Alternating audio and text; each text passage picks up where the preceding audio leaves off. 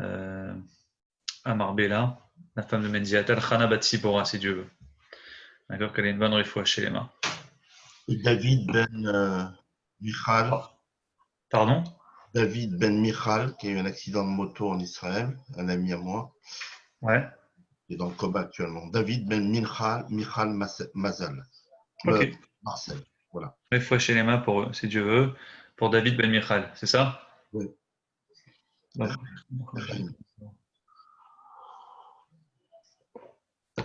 alors, on va parler aujourd'hui dans le shiur de, du, du point commun historique entre Sarah et Chava. Comme la paracha de cette semaine, c'est Chaye Sarah, la vie de Sarah, on va essayer d'expliquer donc cette fameuse vie et cet enterrement apparemment de Sarah. Et bien sûr, qu'est-ce que ça représente? On verra. On va essayer d'étudier une chita du Zohar qui dit, en réalité, Chava et Sarah, Sarah elle est là pour compenser Chava. Donc les erreurs de Chava, c'est ce que Sarah a dû, durant toute sa vie, compenser. Ça va être donc les points communs de tout ça qu'on verra pendant ce cours, si Dieu veut. N'hésitez pas à m'arrêter si vous avez des questions. Tout d'abord, donc on va recommencer notre paracha depuis le début.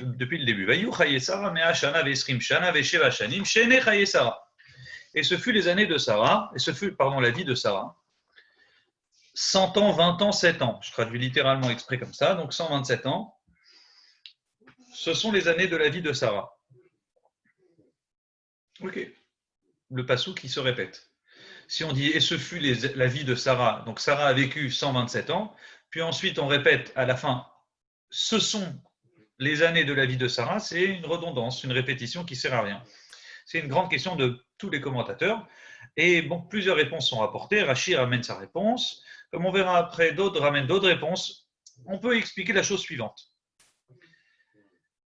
En réalité, il y a 4 personnes qui sont considérées comme mortes selon la Gemara. C'est-à-dire que leur vie, elle ne vaut pas la peine d'être vécue, c'est pas une bonne vie. Arba Hashuvin Kemet. 4 personnes sont considérées comme morts. Le pauvre, celui qui n'a pas d'argent, qui n'a pas de toit, un SDF, celui qui n'a pas de maison, qui est vraiment à la rue. Un Metzora, un lépreux, malheureusement Souma, un aveugle, un type qui ne voit pas, c'est terrible pour lui, il ne voit pas la vie.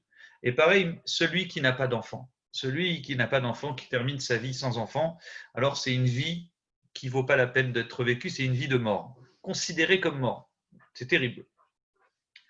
Et quand vous prenez le mot Vaïyou, et ils furent, c'est un pluriel, Vaïyour, c'est la gématria de 37. Donc sous-entendu, dit de Zohar, 37, si Vaïyou, c'est la gématria de 37, Vav plus Youd plus E plus Youd plus Vav. Sous-entendu que Vaïyou Chaye Sarah, ça nous apprend que les bonnes années de Sarah elles furent en réalité seulement de 37 ans. Comment ça?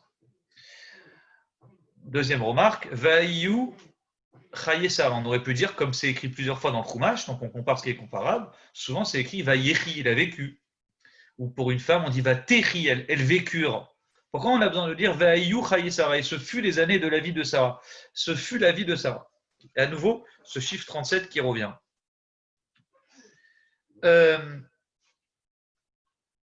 En réalité, comment ça se fait que Sarah mourut? Je vous avais enseigné plusieurs fois que tous les sujets qui sont dans la Torah, parfois ils ne sont pas en ordre chronologique, mais quand bien même ils ne seraient pas en ordre chronologique, si ces histoires sont racontées les unes après les autres, c'est qu'il y a une raison. En d'autres termes, parfois vous avez même dans une paracha des histoires qui sont rapportées, ou même des mitzvot qui sont collées les unes aux autres, quand bien même elles n'ont rien à voir, apparemment en les lisant, elles ont quand même un lien. Donc Rachid, il vient nous expliquer au nom de la Gemara quel rapport entre tel sujet, et ainsi de suite. Force est de constater que si on en parle dans notre paracha de la mort, d'enterrement de Sarah, au début de paracha, c'est qu'il y a un lien avec la paracha d'avant, le sujet d'avant. Quel était le sujet d'avant? Donc le sujet d'avant, c'était en réalité la Hakedat Yitzhak. Donc comme le sujet d'avant de la paracha précédente, dernier sujet, dernière épreuve de Abraham d'après certains, c'est en réalité la Hakedat Yitzhak. Donc il y a un lien entre l'épisode de la Hakedat Yitzhak et l'épisode de l'enterrement de Sarah, Chaye Sarah. Quel est le lien? Alors c'est là où le Midrash intervient, il nous raconte les histoires que je vais vous raconter. En réalité, à peu près dans la période où Yitzhak fut ligoté, c'est à ce moment-là ou quelques semaines après où Sarah mourut. Pourquoi? En apprenant cette histoire. Quand Sarah elle a entendu cette histoire, quand Sarah elle a entendu la mort probable de son fils, Yitzhak, c'est-à-dire qu'Yitzhak il a été ligoté, et elle entend que son mari Abraham il a fallu tuer Yitzhak, l'égorger, donc ça l'a mise en choc, et tous les commentateurs s'accordent à dire que c'est dans cette période-là qu'elle est morte, à cause de cette nouvelle. Et donc rappelez-vous, dit le Or HaChaim Akadosh, à chaque fois qu'on commence un épisode par Vayehi ou Vayu, c'est tsar, c'est une tristesse. Donc le Or HaChaim, il reprend ça de la Gemara qui dit, exemple, Vayehi bime achashverosh. On commence l'épisode de la Megillah par Vayehi, Vayehi ça sonne un malheur. Dès que vous entendez le mot Vayehi est égal malheur, malheur qui va arriver, une histoire difficile qui va se produire. Donc, Vaïou s'agit d'un malheur, c'est la mort de Sarah. Et pourquoi? Parce qu'il y a eu la Akedat Yitzhak dans la paracha précédente. Et si la Torah, elle nous colle ces deux épisodes, elle aurait pu nous raconter ce qu'elle veut. Pourquoi la Torah, elle nous raconte la mort de Sarah, alors que, à contrario, la Torah, elle ne nous parle pas de la mort de Rivka. Rivka, c'est silence total. Elle est morte, personne ne sait quand est-ce qu'elle va vivre, quand est-ce qu'elle va mourir. On ne connaît rien de la vie de Rivka. Et pourtant, concernant Sarah, on connaît tout l'épisode en détail de sa mort, comment elle va être enterrée. Et c'est ça ce qui est intéressant. La Torah nous raconte, au début de la parashat Raï Sarah, cette histoire, c'est qu'il y a un lien. La Torah elle veut signaler qu'il y a un lien entre l'enterrement de Sarah avec le sujet précédent. Le sujet précédent, c'est la Akedat Yitzhak. Et dit le Or HaChaim, si on nous dit Vaïou Raï Sarah, c'est qu'en réalité, elle a eu une vie très difficile. Et sa vie qui était Betsar avec souffrance, c'est cette vie-là qui était terrible, sauf la fin de sa vie. La fin de sa vie, et on verra après combien de temps, la fin de sa vie, c'est les 37 dernières années de sa vie, qui sont la Gematria de Vaïou, où elle eut une vie apaisée. Comment? C'est très simple. Il dit, si de 0 à 90 ans, Sarah n'a pas eu d'enfant, et on sait d'une source donc toranique que quelqu'un qui n'a pas d'enfant, c'est quelqu'un qui est mort, c'est quelqu'un qui n'a pas de vie. Comme on voit elle-même, Rachel qui dit le Rachaim, elle dit à son mari Yaakov, ah Vali Banim, donne-moi des enfants, Veimaïn Meta Anochi, si j'en ai pas, je suis morte. Donc quelqu'un qui n'a pas d'enfant, c'est quelqu'un de mort. C'est quelqu'un qui n'a pas de succession, qui n'a pas d'avenir et qui n'a pas le plaisir de prendre la vie sur lui. À partir de là, on comprend qu'en réalité, Sarah, de 0 à 90 ans, puisqu'elle a accouché à 90 ans, elle n'a pas eu une vie agréable. Elle voyait les autres avoir des enfants, elle n'avait rien.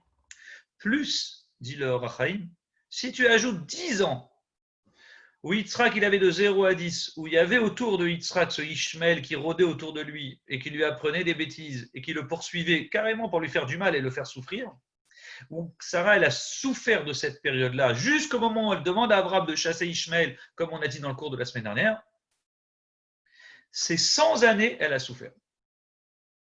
Et dit, quand le passouk qui répète Esrim Shana Vesheva Shanim, Shenechaye Sarah, les donc 27 années, ce sont les années de la vie de Sarah. Si la Torah répète, ce sont les années de la vie de Sarah, c'est pour nous dire, les bonnes années, ça a été les 27 dernières années. Les années où elle a eu son fils Yitzhak, que pour elle, sans danger spirituel ni physique, tout simplement.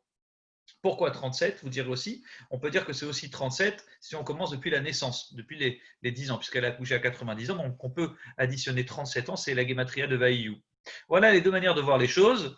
Donc à travers cela, on a vu quoi? On a vu que oui, il y a eu deux vies de Sarah. La première vie, c'est la vie classique jusqu'à 100 ans. Et la deuxième partie, chez Nechaye Sarah, c'est les 27 dernières années d'après le Or HaChaim, laquelle elle a bien vécu, où on pourrait dire Vaïou est égal, c'est la Gematria de 37, qui fait que même les 10 ans depuis la naissance de son fils, elle a eu d'une certaine manière une bonne vie. Avançons un petit peu dans la paracha. Donc la paracha nous dit que bien sûr il y a eu la Akedat Israël dans la paracha précédente et Sarah elle n'était pas au courant. Sarah ne la connaissait pas apparemment. Hachem il a donné l'ordre que Abraham. Et disent les commentateurs qu'effectivement Abraham il s'est dit puisqu'Hachem il m'a dit à moi et Sarah aussi c'est une prophétesse. Sarah elle aurait pu le savoir mais Dieu ne lui a pas dit, c'est que c'est un message que pour moi. Donc moi je ne vais pas annoncer à Sarah la nouvelle que je dois faire Akedat Yitzhak. Logique. Avraham Bayashkem, Avraham Baboker, Avraham il se lève tôt le matin, ça sous-entend qu'il avait bien dormi la veille, il s'est levé tôt, c'est-à-dire qu'il a très très bien dormi, malgré que Hachem lui dit Akedat Yitzhak, fais la Akedat Yitzhak demain matin, il a écouté Hachem, il se lève très tôt le matin, il se lève de bon cœur et il va pour faire sa 10e épreuve. Au passage, je dis ça pour c'est le moment culture peut-être. D'après Rabbeinu Yonah, ce n'est pas la dernière épreuve, la Akedat Yitzhak. Je vous avais dit la semaine dernière que la première, d'après certains, c'est l'Ech Lecha, par de ta terre, et la dernière, c'est l'Ech Lecha, la Akedat Yitzhak, par faire la Akedat Yitzhak. La 10e, la Rabbeinu Yonah, par exemple, il considère que la mort de sa femme Sarah, c'est la 10e épreuve. Et il change un peu l'ordre, il découpe un peu à sa manière sur une épreuve, et il considère que Vaïou Chaye Sarah, le moment de la vie de Sarah, quand Abraham il doit enterrer sa femme, c'est le moment le plus dur pour lui, comme on verra après qu'il n'y a aucune raison à la mort de Sarah en réalité, et il ne comprend pas pourquoi elle meurt. Il ne comprend pas pourquoi elle meurt aussi jeune, parce que pour l'époque, c'était quand même jeune. Et donc, ça a été terrible pour Abraham. En tout cas, parenthèse fermée, revenons à notre sujet. Il se dit, Abraham, Dieu ne m'a pas demandé de dire à Sarah, je ne lui dis pas. Il n'y a aucune raison. Puisque si Dieu aurait souhaité lui dire, il lui aurait dit directement. D'ailleurs, le passouk, il est précaire. Elohim Nissa est Abraham. Dieu, il a éprouvé Abraham. Et donc, comme Dieu, Hachem, il a éprouvé Abraham. Donc, c'est Abraham qui a été éprouvé, c'est pas Sarah. Sous-entendu, Sarah, peut-être qu'elle n'a pas besoin d'être éprouvée. D'autres commentateurs disent qu'elle n'a pas besoin d'être éprouvée tout simplement parce que Hachem connaît les gens à qui il fait des épreuves. En d'autres termes, on fait des épreuves à celui qui peut tenir les épreuves, qui peut tenir une certaine souffrance. Souvent, des gens, malheureusement, ils souffrent, ils disent on a des problèmes, c'est insupportable, etc. C'est vrai, c'est tout à fait juste ce qu'ils disent, sauf que si d'autres personnes avaient subi la même chose, ils en seraient morts. Si eux, ils sont encore en vie, c'est qu'ils ont la force. Hachem, il donne les preuves aux gens de pouvoir supporter les épreuves. Et donc, d'une certaine manière, Sarah, elle n'aurait pas pu tenir l'épreuve. Et d'ailleurs, juste en entendant que son fils aurait pu mourir, elle en est morte. Donc, de là, on apprend une chose claire, c'est qu'Hachem, il s'adresse et il donne les épreuves à ceux qui peuvent les tenir. Donc, Sarah n'était pas au courant de cette histoire. J'ai lu un commentateur tout à l'heure, en vous préparant le cours, qui sort un peu du lot, certes, vraiment, qui est très intéressant, qui m'a ouvert aussi l'esprit sur ça, c'est qu'en réalité, Sarah, elle a été terriblement désarçonnée en apprenant que Abraham est en train de préparer la Akedat Yitzhak. Pourquoi? Parce que si c'était Hachem, si elle pensait qu'Hachem il avait dit à Abraham de faire cette épreuve, elle n'aurait eu aucun problème, Sarah, comme Abraham. Le vrai problème ici, à ce moment-là de l'histoire, ce qui a perturbé Sarah, c'est les moqueurs. Depuis la naissance d'Yitzhak, rappelez-vous, depuis la naissance d'Yitzhak, il y a eu, Rashi nous ramène ces midrashim et cette Gemara qui dit les moqueurs venaient et disaient Sarah n'est pas tombée enceinte de Abraham, mais Sarah elle est tombée enceinte de Avimelech. Ce qui était historiquement possible, puisqu'on sait que Sarah allait passer dans la terre des Pélishtim, et en passant dans la terre des Pélishtim, il y avait la famine. Abraham, il a dit c'est ma sœur, elle a été prise par Avimelech dans son palais. Avimelech, il est tombé malade, il n'a pas pu toucher à Sarah. Il a dit pardon à Abraham, il lui a rendu sa femme le lendemain, puisqu'il a fait un rêve où Dieu lui dit rends cette femme, elle n'est pas à toi. Et on dit quelques mois après, elle est tombée enceinte. Hachem, il a quand même fait un cadeau à Abraham qu'elle est tombée enceinte 9 mois après, mais 9 mois pleins après qu'Abraham soit parti des Pélishtim, pour bien montrer que l'enfant il est d'Abraham. Mais les moqueurs disaient à cette époque-là, Sarah est tombée enceinte de Avimelech. Bizarrement, elle n'a jamais eu d'enfant. Avec Abraham, il n'y a rien. Magie, elle passe chez Avimelech, comme par hasard. Elle tombe enceinte après, le papa c'est Avimelech. Alors bien sûr, Hachem il a fait un miracle aussi, c'est que le visage d'Yitzhak c'était la même tête qu'Abraham. Donc personne ne pouvait dire le père c'est pas Abraham. Quand bien même, il y a eu les moqueurs qui disaient on sait, il ressemble, mais bon, il ressemble peut-être aussi à Avimelech. Et les moqueurs, ils parlaient. Et Sarah, elle s'est dit le problème, si maintenant on prend Abraham, il est prêt à égorger son fils Yitzhak, pour qu'un père il soit capable de faire une chose pareille, du point de vue des autres, du point de vue des goïms, pas de mon point de vue bien évidemment. Si un père il est prêt à faire ça à son fils, c'est que s'il sait que c'est pas son fils. Et c'est ça qui a perturbé Sarah. C'est s'il doit mourir parce qu'Hachem il a dit certes, mais les gens ils vont se moquer. Ils vont dire si Abraham il a tué Yitzhak, c'est parce que c'est parce que les goïms ils penseront qu'en réalité Abraham il pensait pas que c'était les goïms ils disaient bon, les goïms diront Abraham il pensait pas que c'était son fils, donc il est d'accord avec nous. Et donc ça a perturbé Sarah cette chose-là. Et c'est de ça dont elle est morte, comme on verra après. Donc elle va pas se sentir bien, elle va être chagrinée, et c'est un moment de choc qui fait que quand il y a un choc, c'est pas spécialement une crise cardiaque comme on nous apprend. Des fois, quand quelqu'un il prend un choc dans sa vie, même s'il meurt quelques semaines, quelques mois après, c'est dû au choc, au premier choc. Le Khatam Sofer, il rajoute un chidouche très intéressant, vraiment très intéressant. Il dit qu'en réalité, Sarah, elle est morte aussi mida qu'Eneged mida, mesure pour mesure. Je cite les mots du Khatam Sofer. Tzachaka Sarah bedivre amalar shel rachamim. Tzachaka Sarah, elle a rigolé lorsque l'ange est venu pour lui apporter une bonne nouvelle. Sarah, elle entend 3 anges. Elle entend un des 3 qui dit à son mari sans savoir que c'est un ange, et d'ailleurs Abraham aussi ne savait pas que c'était un ange. L'année prochaine, tu auras un enfant, Sarah, elle aura un enfant. Kaet, Raya ou Sarah Ben, n'est-ce pas? Sarah, elle aura un fils. Alors, dit le Khatam Sofer quand elle a entendu ça, Trashva, elle a pensé, quitte à Ota, qu'on l'a trompé, on lui raconte des salades.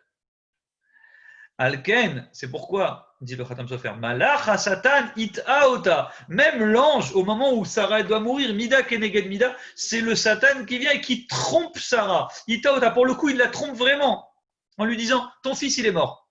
Abraham, il est en train de tuer Yitzhak. Et donc, du fait qu'on est en train de lui retirer la vie en lui annonçant cette nouvelle, comment? En la trompant. Elle pensait que l'ange l'avait trompée en lui annonçant qu'elle allait avoir un enfant. Donc, elle est morte. Comment dit le Khatam Sofer? Elle est morte lorsque un ange l'a vraiment trompée. Et c'est effectivement ce qui s'est passé. Comment elle a su, Sarah, cette histoire de la Kedat Yitzhak? Qui lui a raconté? Elle n'était pas là. Abraham, il est parti seul avec Yitzhak et 2 personnes. N'est-ce pas? Il est parti avec Eliezer et Ishmaël. Point.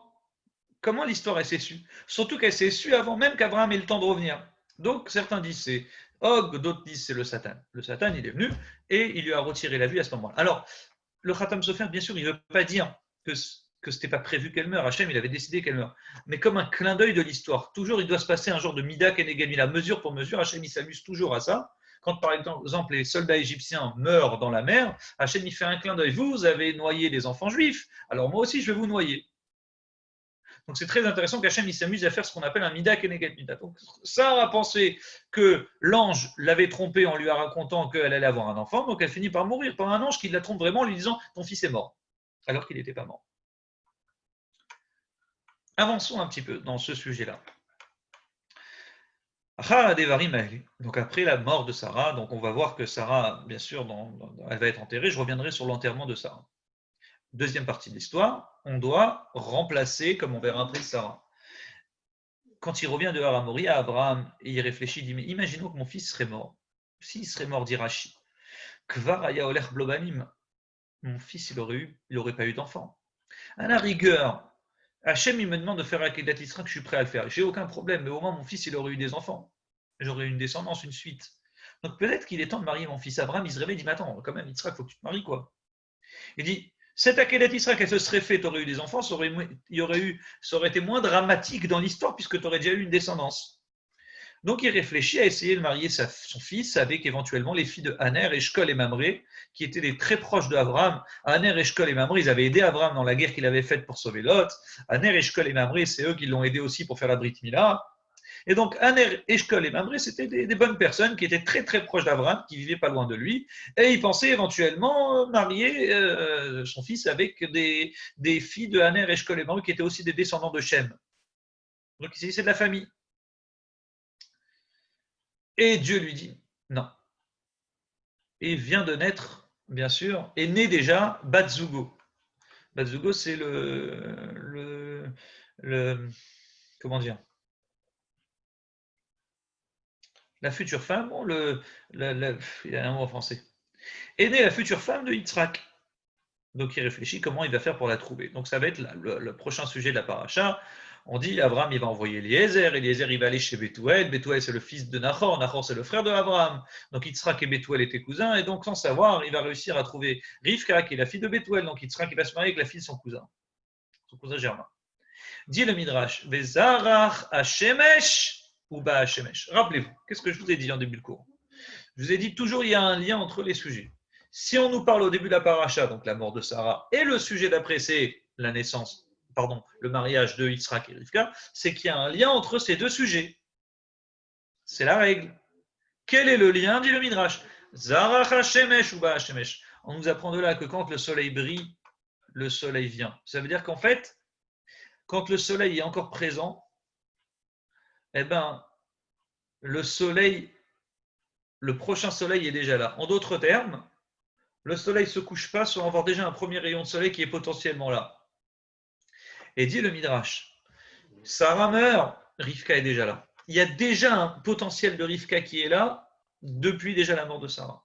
Et le Midrash, en Bereshit Rabbah, il nous fait toute la liste. Il nous dit, exemple, vous avez Yom Shemed Rabbi Akiva, Nolad Rabbeinu, le jour où est mort Rabbi Akiva, et Neki, Rabbi Yehuda Anassi. Le monstre de la Mishnah, celui qui a écrit la Mishnah avec tous les commentateurs, les Tanaïm de son époque. Ça s'est fait le jour, Rabbi Yehuda Anassi, il est né le jour de la mort de Rabbi Akiva.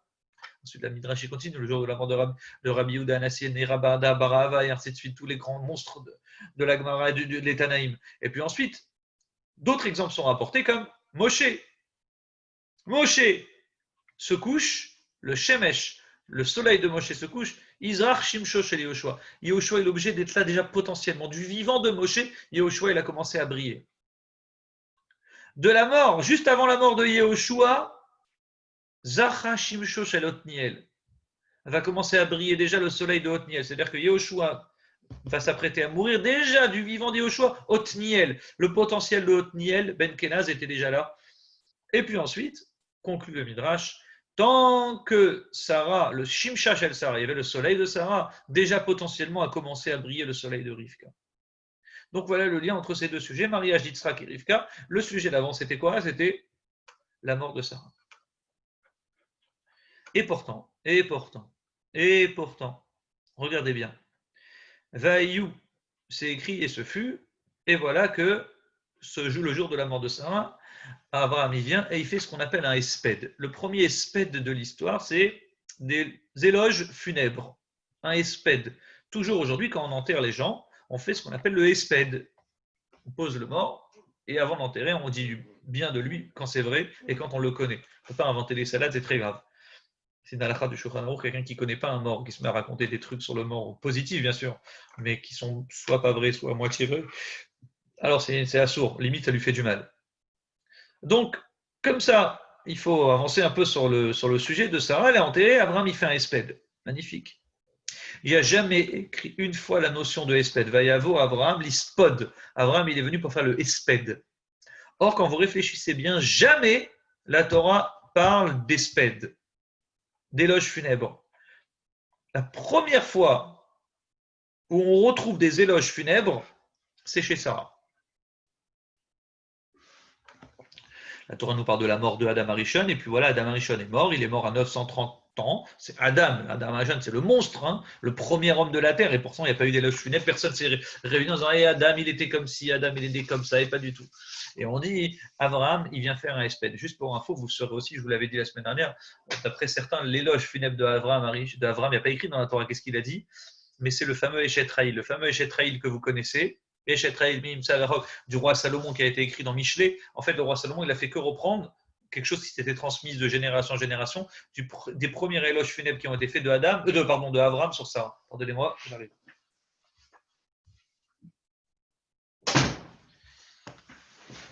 Alors, effectivement, jamais on retrouve cette notion d'espède. Pire que ça, Sarah mourut en 2085. Donc, Vaïou Chaye Sarah, si on vous demande en quelle année ça s'est passé, Chaye Sarah, vous répondez 2085, puisqu'on vous demande qu'est-ce qui s'est passé en 1948. Certains répondront la naissance d'État d'Israël. Mais ceux qui connaissent bien la Torah, ils savent qu'en réalité, en 1948 est né Adam Arishon. Avraham Avinu. Et voilà que Avraham Avinu, né en 1948, faites le calcul. Avraham, il avait 10 ans de plus que sa femme. Et donc, Sarah mourut en 2085. Elle mourut en 2085 et on nous parle de Kever. Et pas qu'une fois, on nous parle même 7 fois du mot Kever. On va l'enterrer. La première montée comptée, j'avais lu un midrash la semaine dernière, j'avais lu le midrash total qui raconte chaque fois où c'est écrit le mot Kever, enterrement par rapport à la première montée qui traite juste le sujet d'enterrement de Sarah. Et effectivement, elle va être Kever, elle va être enterrée. Alors certains disent qu'avant les gens on les enterrait soit dans le jardin, soit dans la cour, il n'y a pas de problème. Que la première fois que quelqu'un va acheter un cimetière, on va acheter un endroit particulier juste pour enterrer quelques personnes, n'est-ce pas? Ça a été Sarah. Pourquoi? Qu'est-ce qui se passe chez Sarah? Pourquoi c'est elle qu'on veut enterrer? Et où on veut l'enterrer? Dans un endroit qu'on va appeler la grotte de Marpella. Magnifique. Pourquoi on veut l'enterrer dans la grotte de Marpella? On va dire oui, parce qu'Abraham savait que étaient enterrés là-bas Adam et Chava. Bon, et alors? Bon, ok, pourquoi pas, c'est intéressant. D'abord, d'où Abraham y connaissait? D'où Abraham savait où étaient enterrés Adam et Chava, Adam et Ève. Dit le Passouk, au moment où Abraham il a reçu ses 3 anges, au moment où Abraham il a reçu les 3 anges, il y a écrit Ve'el Bakar Ratz Abraham. Le jour où il y avait les 3 anges, Abraham il a couru vers le gros bétail pour s'occuper de donner aux 3 invités de la viande. Et dit le Baal HaTurim, Ve'el Bakar Ratz, le mot Bakar, si on change les lettres, c'est les mêmes lettres, mais on les inverse, ça fait Ve'el Kever Ratz, vers la tombe, il a couru. Et dit le Baal HaTurim, en se basant bien sûr sur un midrash, Ve'el Bakar Kever, il a trouvé ce jour-là la tombe, la grotte de Marpella. Il y a un des 3 bétails, un des 3 gros bétails qui s'est enfui, c'est une vache qui s'est enfuie. Abraham, il est parti la chercher, puis il est parti essayer de la ramener. Pendant qu'il est parti la ramener, il a trouvé cette grotte de Marpella. Magnifique. Comme conclut le Baal HaTurim, Ve'el Bakarat, c'est la gématria de Lamehara Ratz. Il a couru vers la grotte. Il a trouvé ce jour-là la grotte de Marpella. Extraordinaire. Et quand il l'a vu, comme dit le Midrash, il a vu là-bas Adam et Ève enterrés. Et il a vu, en rentrant là-bas, il les a vus allongés sur le lit avec des lumières qui éclairaient, quelque chose d'extraordinaire. Il a dit, c'est là-bas où j'ai envie d'être enterré. Mais bizarrement, ce n'est pas lui qui va être enterré le premier là-bas, c'est sa femme. Et c'est la première fois où on nous parle de Kever, la tombe, la tombe, la tombe. Pire que ça, Abraham, c'est le premier qu'on lui parle de tombe. C'est-à-dire qu'Abraham, c'est le premier qui va enterrer le mot Kever. Le verbe Kever, il a parlé pour la première fois dans notre paracha. Mais la vraie première fois, une seule fois, ça a apparu quand Hachem il annonce à Abraham, quand il fait une alliance Ben Abetarim, écoutez l'alliance extraordinaire, au moment où Hachem il fait une alliance qui va unir le peuple juif avec Dieu pour toujours, avec Abraham. Il lui annonce à ce moment-là qu'il y aura 400 ans d'esclavage et qu'il aura une grande descendance et qu'elle héritera cette terre et ainsi de suite. Il lui dit, et aussi, tu retourneras vers tes pères, Tikaver, tu seras enterré, Bessé Vatova, d'une bonne vieillesse. Bon, merci. Merci pour cette alliance, mais ce n'est pas le sujet. Or, Hachem, il insiste, il dit non, tu retourneras et tu seras enterré. Qu'est-ce que tu m'annonces ça? On sait, chaque homme finit par mourir et il va rentrer dans la terre. Quel est le problème maintenant? Pourquoi Tikaver? Pourquoi tu dois être enterré? Pourquoi Hachem il lui annonce cette chose-là? Mais c'est va, bien. Tu vas bien veiller et tu seras bien enterré. Okay. Donc il connaissait ce verbe, il apparaît une fois dans Tikaver, et la Torah elle répète à nouveau quand il s'agit de la tombe de Sarah, on nous parle de Kever, avec Béré Hacham, et je vais l'enterrer là-bas. Lorsqu'Abraham il négocie avec Ephron pour obtenir la grotte de Marpella, et l'a acheté à prix cher, n'est-ce pas, à 400 pièces d'argent. Et après, dans l'histoire, après Parashat Raïsera, il y a plein de gens qui sont enterrés, avec Beru Oto Yitzhak. Yitzhak et Ishmael ont enterré Abraham. Ensuite, une autre fois, ça apparaît avec Beru Oto Esav et Yaakov. Esav et Yaakov, ils l'ont enterré. Qui? Yitzhak. Et ensuite, bien sûr, lui-même, Yaakov, va être enterré. Donc, cette notion de Kvura, elle va réapparaître dans Bereshit pour nous parler des Havot. Mais si ce n'est pas les Havot, il n'y a pas de tombe. Il n'y a pas de Kever. Qu'est-ce qui se passe? Pourquoi les Havot sont synonymes de Kever, de tombe, de cimetière? Ils sont liés à la notion de tombe, et en l'occurrence de Meharat Marpella. Donc, bien sûr, il y a une force chez Abraham. Abraham, il envoie Eliezer. Eliezer qui va chercher une femme qui s'appelle Rivka. Cette femme, il va bien sûr la chercher avec 10 chameaux. Et bien sûr, il y a un malach, Ishlach, malach, ou Hachem, il enverra ton ange devant toi. Comme il dit le Rabbi, l'ange, il va être devant Eliezer. Il y a des fois un ange quand il est itach, avec toi. C'est-à-dire qu'un ange, quand tu entreprends des choses, alors tu entreprends des choses, tu te fatigues, Hachem, il fait qu'il y a un ange pour t'aider. Et des fois, il y a mieux que ça. Il y a un ange qui est devant toi. C'est-à-dire que c'est même pas compliqué pour toi, il est en train de te préparer le terrain. Il te déblaye, il t'avance, il te fait une voie propre. Pour que tu puisses, des fois, tu n'as même pas envie de faire une bonne chose, et c'est l'ange qui te prépare pour que tu avances et te donner la bracha dans ce que tu souhaitais même pas entreprendre. Ça, c'est l'histoire de Mialachol et Fanecha, dit le Rabbi. En tout cas, Eliezer, il prend 10 chameaux. Bon, il faut 10 chameaux pour faire un voyage. Il y avait des bijoux, mais il y avait mieux qu'un bijou, il y avait un contrat. Il y avait un contrat. Qu'est-ce que c'est que le contrat? Le contrat avait écrit, Eliezer, il s'engage à donner, pardonnez-moi, Eliezer, il avait ce contrat dans lequel Abraham s'engage à donner à Yitzhak tout son argent. Ça veut dire qu'Yitzhak, c'est l'héritier, le seul héritier de tout l'argent d'Abraham. Abraham, il était immensément riche, donc avec un contrat, ça suffit. Or, il vient avec 10 chameaux. Rachid dit non, les chameaux d'Abraham, ils avaient une particularité, c'est qu'on les reconnaissait parmi d'autres chameaux. Alors, on met en valeur les chameaux d'Abraham parce qu'ils ne volaient pas. Ils avaient des museaux. Ils étaient muselés. Et donc, ils ne volaient pas, ils n'allaient pas brouter dans d'autres champs. Et donc, automatiquement, c'est une valeur de chameau. Les chameaux d'Abraham, ah, voilà les chameaux d'Abraham. Regardez les chameaux d'Abraham. Ils sont forts, ils sont puissants, etc. Et donc, on apprend ça du mot Vaïftach, il a ouvert, puis ils ont pu manger à ce moment-là. Avant, ils ne mangeaient pas. Et donc, dès qu'ils sont arrivés à destination, il a ouvert, il les a démuselés, et là, ils ont pu manger. Extraordinaire. Donc, les chameaux d'Abraham, c'est eux, bien sûr, qui avaient une particularité. Pire que ça, on dit les chameaux d'Abraham ne souhaitaient même pas rentrer chez Lavan et Bethuel. Donc, Eliezer, il fait son voyage pour chercher la femme, la future femme de Yitzhak, et il arrive donc dans la ville de Nahor. C'est là où vivait donc le frère d'Abraham. Il est mort, Nahor. Il reste Bethuel, donc le neveu d'Abraham, le cousin d'Yitzhak. Et en arrivant là-bas, même les chameaux ne souhaitaient même pas rentrer dans la maison de Lavan et Bethuel. Pourquoi? Parce que dit Lavan et Bethuel, viens, on a vidé la maison. Une fois qu'on a vidé la maison, dit le Midrash, maintenant tu peux rentrer tes chameaux. Sous-entendu, même les chameaux d'Abraham, ils ont été éduqués. Les animaux d'Abraham, ils ont été éduqués à ne pas prendre des choses volées. Et ne pas rentrer dans des maisons d'idolâtres. Et comme la maison, il dit, j'ai nettoyé la maison est propre, elle est nettoyée. Maintenant, tu peux rentrer. Maintenant, les chameaux, ils peuvent venir. Avant, ils ne pouvaient pas. Maintenant que j'ai nettoyé, j'ai vidé la Vodazara, sous-entendu, les chameaux, maintenant, ils peuvent rentrer, ça ne va pas les déranger de rentrer. Les chameaux refusaient de se faire héberger chez des idolâtres. Extraordinaire.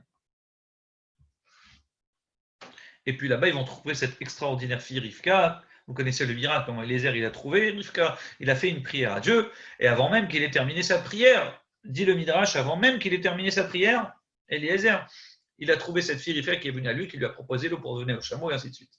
Et donc, Eliezer, il va négocier pour essayer de récupérer cette fille Rivka et la marier avec son maître Yitzhak. Et il va réussir la négociation. Je raconterai dans un prochain cours, une prochaine fois, quand j'aurai le temps, qu'est-ce qui s'est passé, pourquoi ça s'est passé comme ça. Qu'est-ce qui s'est passé chez Bethuel? Pourquoi Bethuel il va mourir? On dit Bethuel il est mort d'un poison. Et pourquoi il est mort du poison? Et pourquoi Bethuel il a voulu oui tuer Eliezer? Et bon, qu'est-ce qui se passe dans la tête de Bethuel à ce moment-là? Et pourquoi Hachem il fait que Bethuel il meurt à ce moment-là? Bon, c'est une autre histoire. On en reparlera une prochaine fois. Enfin, Yitzhak, on va lui ramener cette extraordinaire fille Rivka. Il va se marier avec elle et il va se consoler de sa mère. Sous-entendu, il va se consoler. Avant, il n'était pas consolé. Normalement, un homme, il est endeuillé maximum 1 an.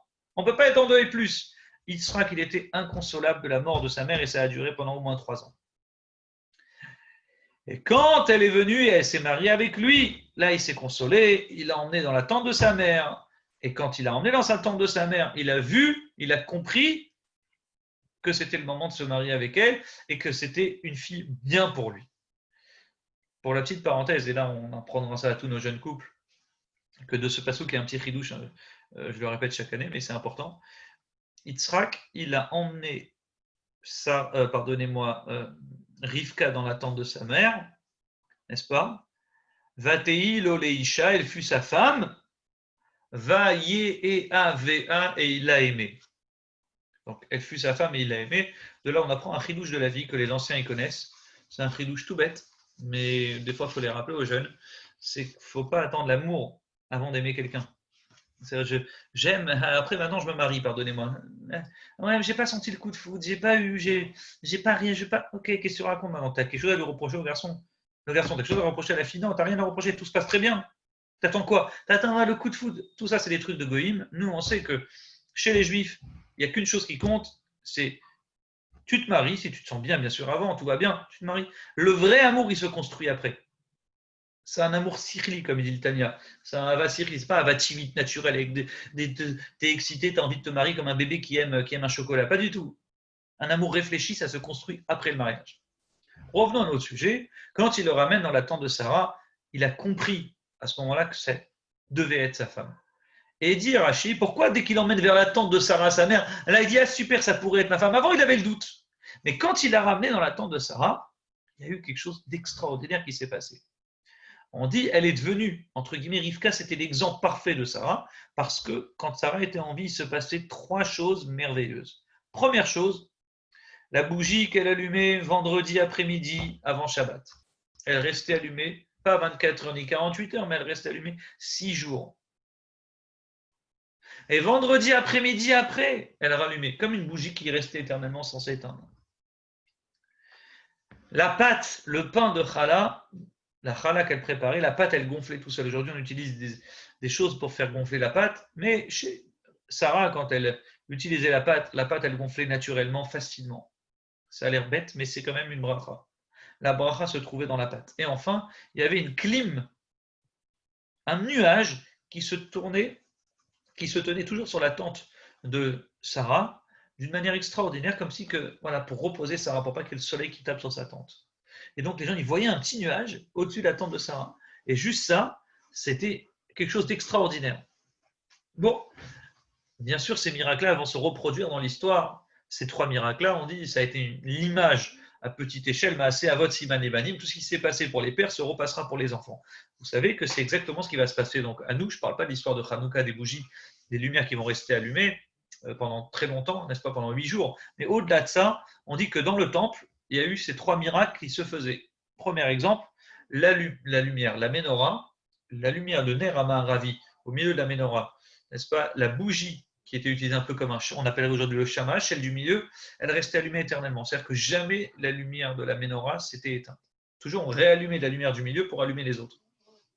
Il y avait un deuxième miracle qui se passait, c'est le pain. Les pains qui étaient faits une fois par semaine, ils restaient toujours chauds et frais, comme la challah de Sarah. Et enfin, le fameux nuage qui servait entre guillemets de clim pour Sarah, qui symbolisait en réalité la Shrina d'Hachem. On dit la Shrina était présente par un nuage sur le Mishkan. Toujours les Juifs, ils voyaient sur le Mishkan la présence de Dieu qui se manifestait par un nuage. Quand Moshe parlait à Hachem, on savait que Hachem s'adressait à Moshe parce qu'il y avait un nuage spécial qui était sur le Mishkan. Et c'est ce Mishkan qui représentait la Shrina. Extraordinaire. Pourquoi il y a eu ces 3 miracles-là?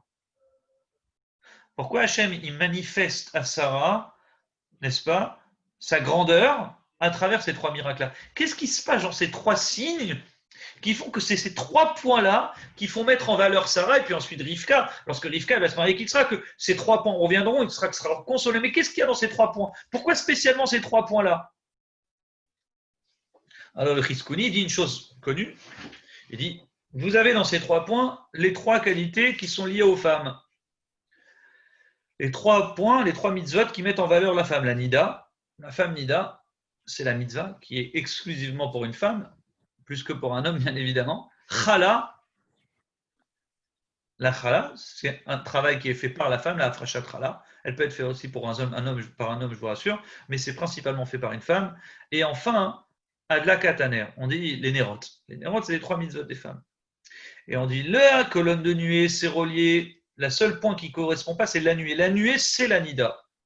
La nuée, c'est la nida. Pourquoi? C'est l'image de la mitzvah de nida, puisqu'on sait que tout le sujet, c'est qu'un nuage, il vient, il repart, et c'est exactement les périodes des femmes qui représentent le nuage, la nida. Et donc, c'est ces 3 mitzvot que les femmes doivent mettre en valeur.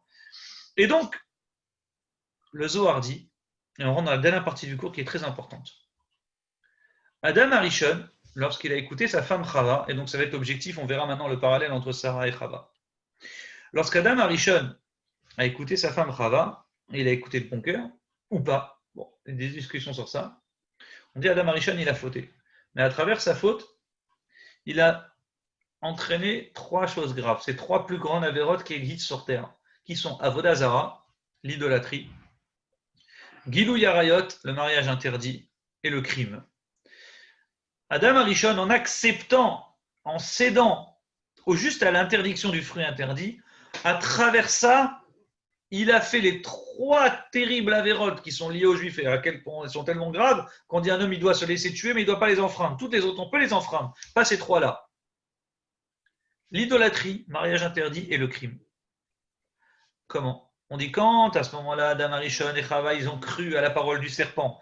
Et le serpent, il leur a dit, vous mangerez du fruit interdit. Quand vous mangerez de ce fruit, vous deviendrez un Dieu. Si Dieu vous l'interdit, c'est parce que ce fruit pourra vous rendre un Dieu. Donc Dieu a peur que vous deveniez des dieux.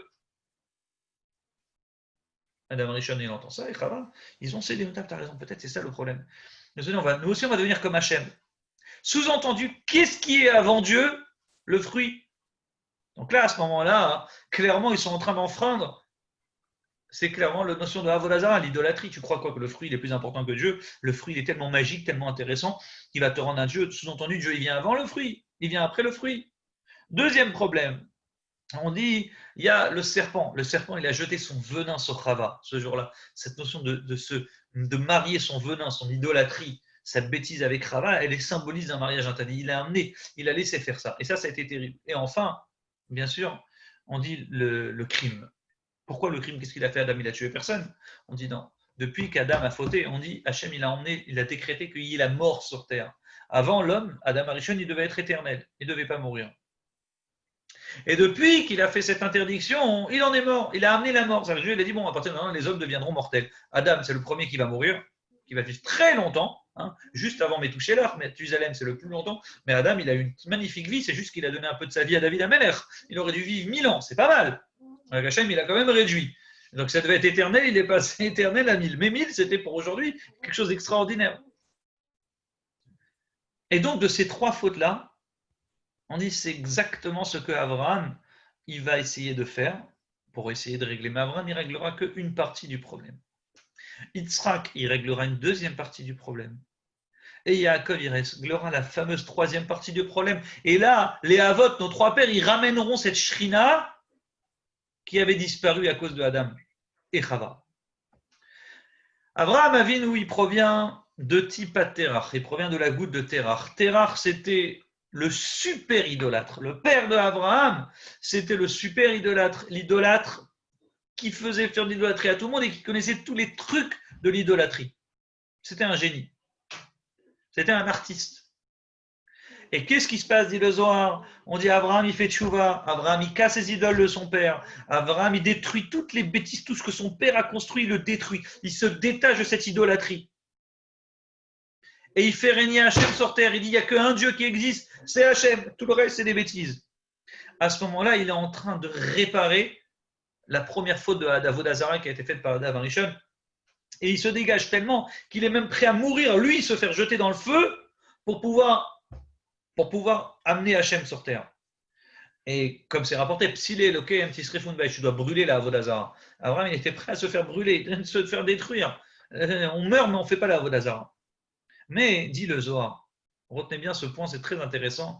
Dit le Zohar, quand on est en train de brûler quelque chose, comprenez, c'est extraordinaire ce qu'il dit. Il dit quand on brûle quelque chose, on le met on essaie de le mettre à chaud, on le brûle, il y a toujours des petites étincelles qui sortent.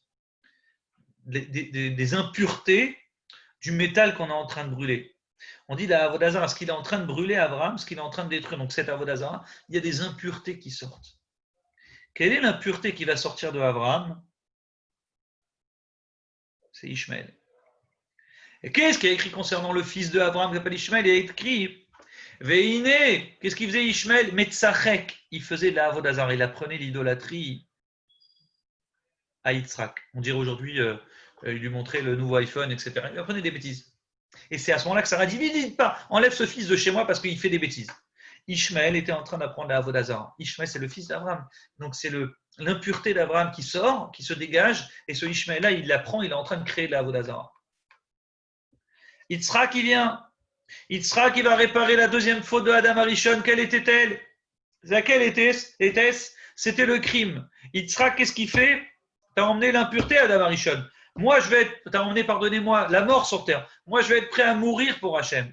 Yitzhak, c'est celui qui est prêt à se faire sacrifier personnellement pour Dieu. On dit qu'il est en train de réparer cette erreur du crime. Il est en train de dire Hachem, voilà, tu es prioritaire sur tout, mon corps n'a rien. Les gens pensent que Yitzhak, il avait 5 ans, mon Akelat Yitzhak, pas du tout, il avait 37 ans.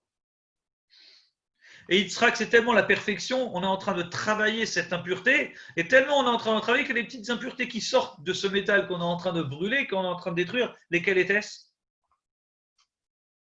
Esav. Esav va sortir de Yitzhak. Et quel va être le défaut principal de Esav? Le crime. potentiellement, dit le Zohar, il aura en lui cette notion de ce criminel. Ça va être un chasseur, un homme qui va tuer, un voyou, un vache, quelqu'un qui tuait des gens, un sauvage. Arrive Yaakov. Et Yaakov, dit le Zohar, Yaakov va terminer le problème, c'est le mariage interdit. Yaakov, il va avoir ce qu'on appelle mitato shlema. Yaakov, jusqu'à 86 ans, il va vivre 147 ans. Alors, il faut faire le parallèle avec ce que c'est aujourd'hui. On dirait un vieux célibataire de 45 ans d'aujourd'hui, peut-être. Yaakov, pas seulement, bien sûr, qu'il a connu personne, mais on dit, il n'y a aucune goutte qui est sortie de lui. On dit, les premières relations qu'il a eues avec Léa, eh ben, ça a été ses premières gouttes. Et dit, lui, Yaakov, il a eu ce qu'on appelle mitato shlema. Son lit, il a été parfait. Il a eu ses 12 garçons, il a sorti 12 sadikim de lui. Et donc, il a réparé la troisième faute de Adam Arishon qui était celle de ce venin qu'il a jeté sur Chava, ce venin que le Nachash il a sorti, ce mariage qui n'était pas normal, interdit entre un serpent qui vient amener l'impureté à Chava. On dit, il a réussi, Yaakov a amené ce mitato shlema, ce lit parfait. Et ce qui est très intéressant, c'est qu'il a fallu Abraham, Yitzhak et Yaakov pour amener les Béné Israël, le peuple juif, n'est-ce pas, qui est sorti, dans lequel il est censé ne pas avoir de défaut, il n'y a pas d'impureté, si ce n'est le Erev Rav, après qu'il va se coller avec nous. Et donc, c'est de ça qu'a va sortir le peuple juif. Mais, malgré tout, on a réparé les erreurs de Adam Arishon. Magnifique. Tout est bien. C'est beau. Mais qui va réparer les erreurs de Chava? La première qui a fait l'erreur de goûter le fruit interdit, la première qui a discuté avec le serpent, c'est laquelle? C'est Chava.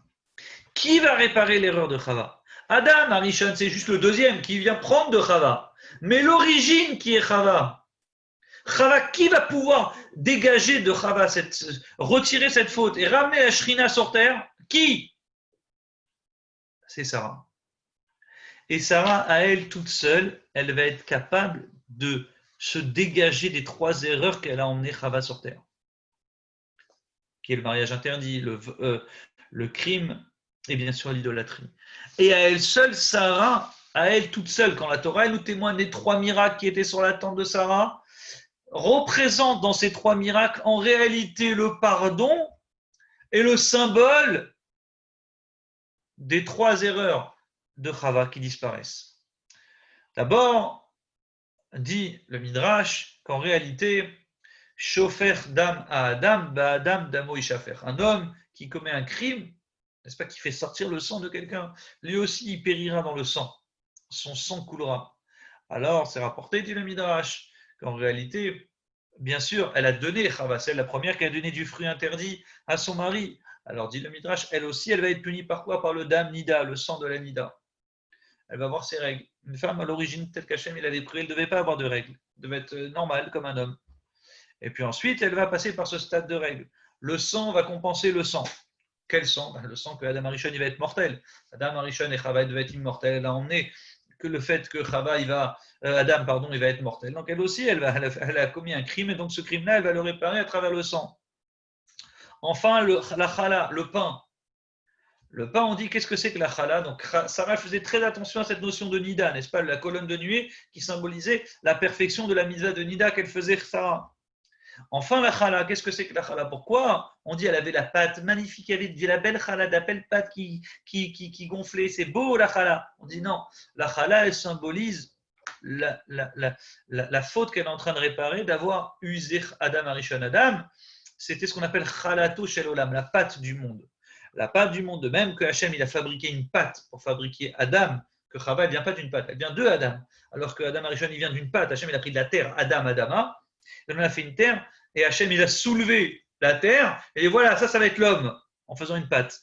Alors on dit pareil, qu'est-ce qu'elle faisait Sarah? On dit Chava, pardonnez-moi, elle a cassé la pâte. Elle a cassé Chalato Shel Olam, la pâte du monde qui est la Chala, qui est l'homme.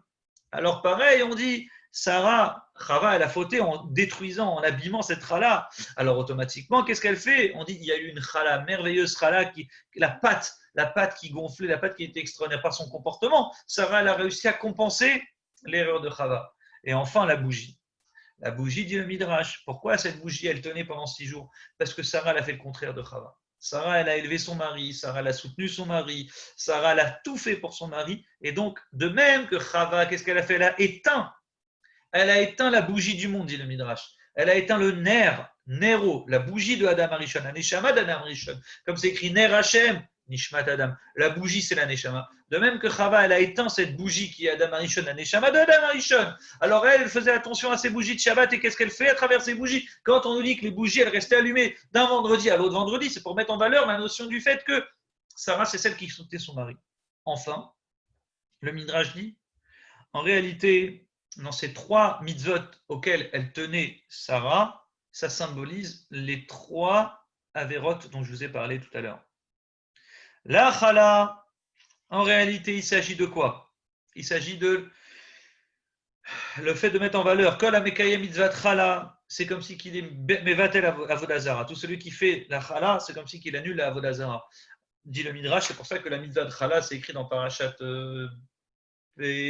Shlach. Parashat Shlach, c'est écrit chala, et il y a écrit tout de suite Avodazara et puis ensuite la mitzvah de Chala. Il y a un parallèle entre les deux. La Chala, elle va annuler la force de la Avodazara. Et on dit Avodazara, on dit mariage interdit et le crime. On dit il a fallu Avraham, Yitzhak et Yaakov. Pourtant, Sarah, elle toute seule, elle a réussi à réparer ces trois problèmes. Comme je vous ai dit, le mariage interdit, c'est la notion de Nida. N'est-ce pas? Le Nida, une femme, elle fait attention à Nida, elle se préserve de ça, elle a compensé ça, donc elle a éteint le mariage interdit. L'idolâtrie, c'est la Chala, et enfin le crime, c'est quoi? C'est Adla Kataner. Donc à travers ces trois choses qu'elle faisait Sarah, elle a réussi à compenser les trois erreurs de Chava, et c'est par ça, par le pardon de l'humanité, par cette shrina qui se manifestait, elle se manifestait à travers ces trois choses qui symbolisent bien sûr le mariage interdit, la Avodazara et le crime. Et pareil, les trois qualités de Sarah qui a relevé son mari, que Chava, elle a baissé son mari. Et donc, ça explique pourquoi la Shrina revenait sur terre. Extraordinaire. Alors, je conclurai, comme il ne reste que 5 minutes.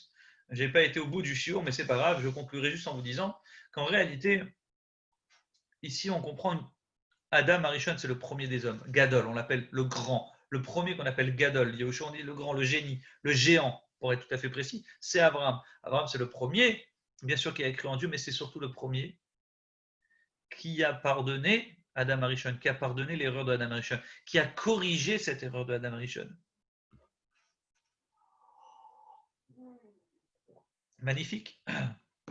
On dit quand Adam Arishon, quand on nous raconte que il a tellement bien corrigé qu'il a farata vel afartashuv, tu es de la terre, Adam Arishon, il dit tu retourneras vers la terre, tu dois retourner vers la terre, parce que tu es à la base fait de terre. Donc on dit, où est-ce qu'il doit aller Abraham? Dans la grotte de Marpella. Il doit être enterré. Hachem lui dire, Tikaver, tu dois être enterré, toi. Tu as le potentiel de réparer la faute de Adam Arishon. La première fois qu'on entend le mot Tikaver, c'est par rapport à Abraham, lorsqu'on dit tu vas être enterré. Ton enterrement va être le symbole du pardon de Adam Arishon et de la Shrina qui redescend sur terre. Et ça explique pourquoi Vela Bakarat Abraham. C'est qui va découvrir cette grotte de Marpella? C'est Abraham. Mais quand on réfléchit bien, c'est qui la première qui va être enterrée dans la grotte de Marpella? C'est Sarah, c'est pas Abraham. Abraham, il a découvert le premier, mais la première qui sera enterrée dans la grotte de Marpella, c'est Sarah. Sarah, elle va mourir bizarrement, prématurément, beaucoup plus tôt qu'Abraham. Abraham, il va vivre jusqu'à 175 ans. Sarah, elle va mourir à 127 ans. Il y a un décalage. Pourquoi cette différence? Sarah, elle a terminé son travail. De même que la première qui a fauté, c'est Chava. Et Chava, elle a emmené ensuite l'erreur à son mari Adam. La première qui va réparer l'erreur de Sarah, c'est qui? Pardonnez-moi de Chava, c'est Sarah. Sarah, c'est elle la première qui va réparer ces trois erreurs. Le symbole du pardon, c'est Sarah. Et c'est qui doit être enterré dans la grande Marpella à côté de Chava? C'est Sarah. Donc Sarah, elle va être enterrée à côté de Chava. Elle va réparer les trois erreurs de Chava. Et c'est elle le symbole du pardon et de la Shrina qui revient. Et quand Abraham, lui, plus tard, va mourir, lui aussi va symboliser le début du pardon des trois erreurs de Adam. Donc c'est Abraham le premier, ensuite Yitzhak et Yaakov, et les trois vont être enterrés dans la grotte de Marpella. Et quand ils vont être enterrés dans cette grotte, c'est là où on comprendra qu'effectivement, c'est Sarah la première, Abraham, et puis ensuite Yitzhak, et Rivka et Yaakov, ces trois-là, ils témoigneront de leur pardon. Et où est-ce qu'ils doivent être enterrés pour bien témoigner de leur pardon? C'est dans cette grotte de Marpella, Me'arat Marpella. Alors je conclurai juste en vous disant qu'en réalité, la grande qualité de Sarah, c'était Ben. Vous savez que l'ange, un des 3 anges, qui lui annonce qu'elle va avoir un enfant, il lui dit Shov, Ashuv, Vayomer, elle avait lui dit Aïe, Sarah, Ishtecha, où est Sarah ta femme? Et donc, quand ils lui disent où est Sarah ta femme, les anges ils savent que Sarah elle est dans la tente à côté. Pourquoi ils demandent une question quand ils ont la réponse? Alors, en fait, ils lui disent Aïe, Sarah, Ishtecha, parce qu'elle est dans la tente. La grande qualité de Sarah, c'est la tsniout. Et on dit pardonnez-moi, toutes les femmes juives, leur grande qualité, c'est la tsniout. On dit c'est vraiment une force du peuple juif depuis la sortie d'Égypte. On a remarqué ça, que les femmes juives, elles sont restées tsanoua. Elles ne se sont pas découvertes pour les Égyptiens. Il n'y a pas eu de mariage interdit, sauf une. Et on raconte que ça a été la qualité des imaot, c'était la tsniout. Qu'est-ce qui va faire? Moi, je t'annonce que tu auras un enfant, dit l'ange. Mais qu'est-ce qui fait que tu vas avoir un enfant? Il n'est pas où est Sarah ta femme? Elle est elle est dans la tente. Donc, comme c'est une femme tsanoua, c'est elle qui va mériter d'avoir des enfants, qui va être l'ancêtre des 12 tribus d'Israël. Et quand vous réfléchissez bien, écoutez, je conclurai avec ce chidouche, Ka'et Chaya. Je reviendrai à ce moment-là, Chaya. Elle donnera la vie, Chaya.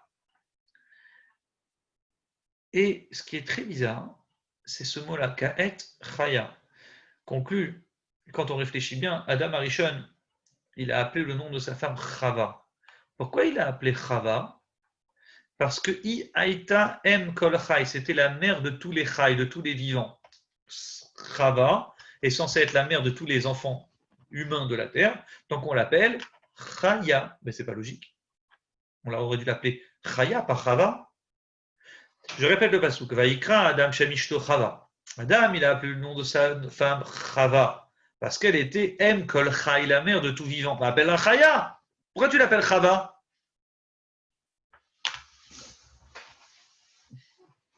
Parce que Chava, Chavia. Chavia en araméen, ça veut dire le serpent. Elle s'est imprégnée des idées du serpent. Donc son nom est parti de Chaya, qui devait être Chaya en Chava.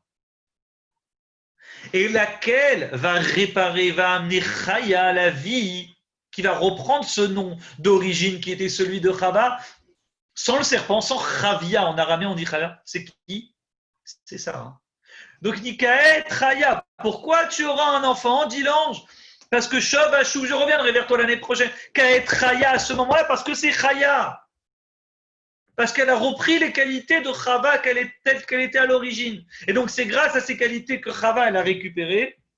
Chaya, pardonnez-moi, Sarah a récupéré de la Chaya d'origine, qui va pouvoir faire en sorte que Chava, elle a un enfant. Pardonnez-moi, que Sarah a un enfant.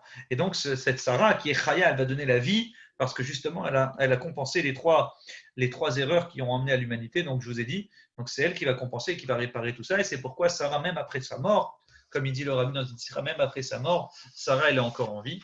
Même si je n'ai pas eu le temps de vous conclure avec cette sira, je pourrais juste vous dire un point, c'est que voilà, en fin de compte, même un tzaddik, après sa mort, il est encore vivant à travers ses bonnes actions. Et c'est ce qui va se passer pour exactement Sarah, parce que Sarah, la paracha s'appelle Chaye Sarah, la vie de Sarah, alors qu'on parle de l'enterrement de Sarah. Et le Rabbi dit parce que Sarah, elle réapparaît à chaque fois dans la paracha. Soit elle apparaît au moment de son enterrement, où on l'enterre dans une tombe exclusivement pour les Juifs, que Abraham, c'était un homme qui était un homme populaire, un homme humain pour l'humanité entière. Il aurait dû acheter une tombe pour l'humanité. Pourquoi? Que pour les Juifs. Il sait que ça va être celle qui va être donnée à son fils Yitzhak et à plus tard son petit-fils. Mais il sait que c'est quelque chose qui va être exclusif. C'est contraire à l'idée de Abraham. Donc c'est Sarah qui va mettre dans la tête de Abraham l'idée que ça doit être un cimetière qui doit être que pour la famille. Enfin, on retrouve le mariage de Yitzhak. Yitzhak, à l'origine, Abraham, il aurait pu marier Yitzhak avec n'importe quelle bonne fille d'époque. Abraham, c'est un humain. Il a fait faire tchouva à des milliers de personnes. Il aurait pu accepter toutes les personnes pour se marier avec lui, pour se marier avec son fils. Et on voit que même Eliezer, quand il lui fait une allusion, il dit, s'il te plaît, peut-être Eliezer, le grand Eliezer, peut-être ma fille, elle serait bien pour ton fils. Abraham dit, non. Moi, je suis une descendance de béni, toi, tu es une descendance de maudit. On ne peut pas se marier ensemble. En tout cas, nos enfants ne peuvent pas se marier ensemble. Abraham, on ne le reconnaît pas. Abraham, celui qui adore Eliezer, c'est son fidèle serviteur. Il aurait dû accepter ce mariage. Abraham, il aurait pu accepter. Mais Chaya, elle est là, pardonnez-moi. Sarah, elle rentre dans la tête de Abraham, elle lui dit non, c'est pas pour mon fils. Et enfin, à la fin de la paracha, Abraham, il se marie, il a plein d'enfants. On dit merveilleux, Mazal Tov. Abraham, lui, le vieux Abraham, oui, il s'est remarié, oui, il a eu plein d'enfants. Et à la fin de la paracha, on dit, le Rabbi dit, il dit à tous ses enfants, prenez tous les cadeaux nécessaires, partez chez vous, salut, au revoir, bye. Le seul héritier, ce sera mon fils Yitzhak, et il lui donne tout l'héritage spirituel, il les donne à son fils Yitzhak. Donc on voit que même dans cette paracha où Sarah, elle n'est pas là, Sarah, elle est encore là, Sarah, elle est vivante, et elle participe, elle est dans la tête de Abraham, et Abraham, il fait tout ce qu'il n'aurait pas fait du vivant de Sarah, il le fait après la mort de Sarah. Donc voilà, c'était un plaisir d'étudier avec vous, chers amis. On se donne rendez-vous semaine prochaine, jeudi prochain, pour bien sûr, Parashat Toldot. On parlera cette fois de Yitzhak et Rivka, leur couple à eux, comment ça s'est passé, et quelle est leur qualité à eux. Je vous souhaite à tous Shabbat Shalom et à Good Shabbos. Shabbat Shalom, Good Shabbos, Chazak ou Baruch.